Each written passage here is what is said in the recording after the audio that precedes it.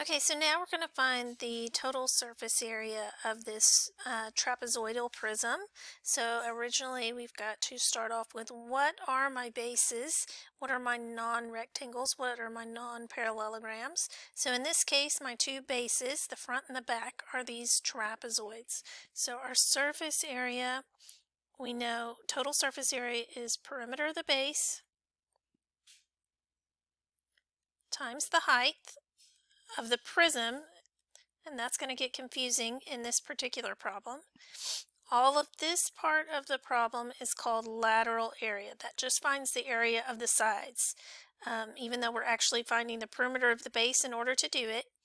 And then plus two bases. So in this case, our bases are, we got to identify that those are trapezoids.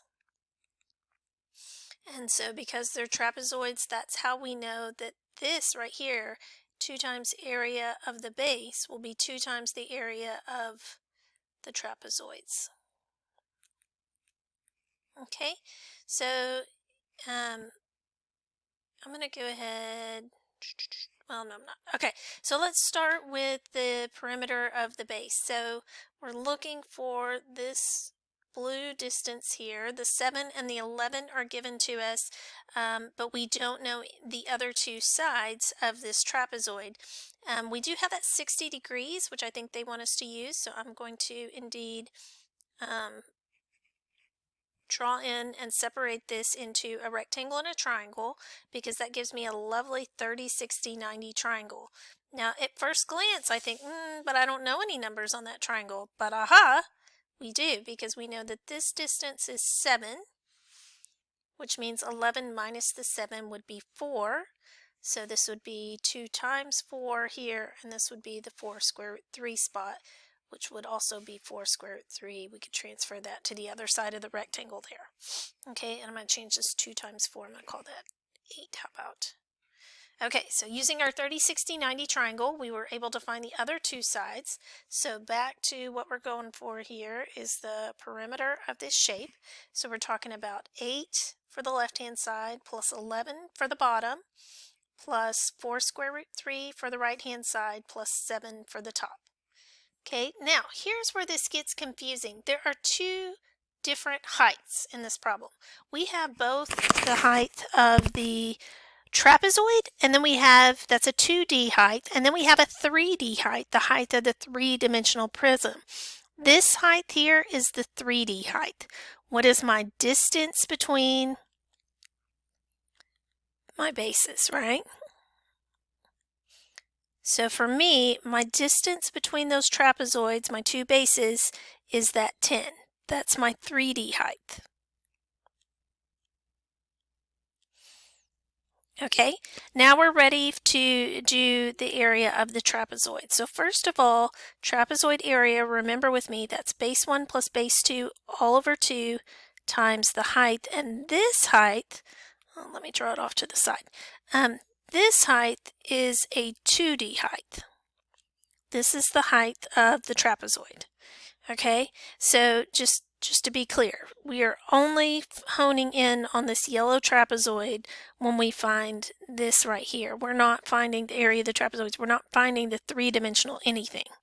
Okay, so on that two-dimensional trapezoid, our top and our bottom of that trapezoid, our base 1 and base 2 are the 7 and the 11, all over 2 times the height of the two-dimensional trapezoid. The distance between the bases on the trapezoid was 4 square root 3. So I'm just copying all this down from above. Whew. All right, so now let's do this in the calculator. So I'm going to first enter, I'm going to do this in steps. 8 plus 11 plus 4 square root 3 plus 7. Okay, so first of all, remember we're not going to round intermediate values.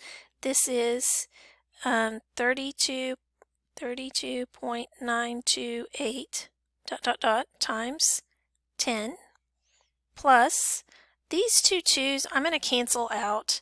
So to save myself some trouble. So now I just have 7 plus 11, which is 18, and I'm going to go ahead and multiply that times 4 square root 3.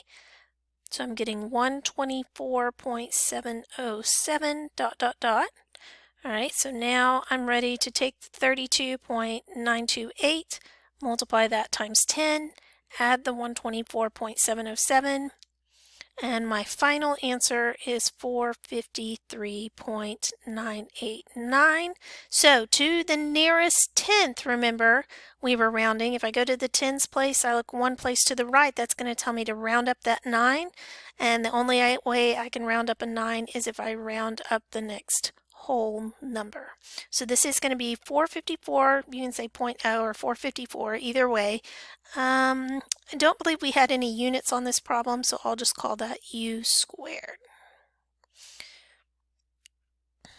Okay, so let's look at the u-try, and this is going to be the final thing we're going to do today.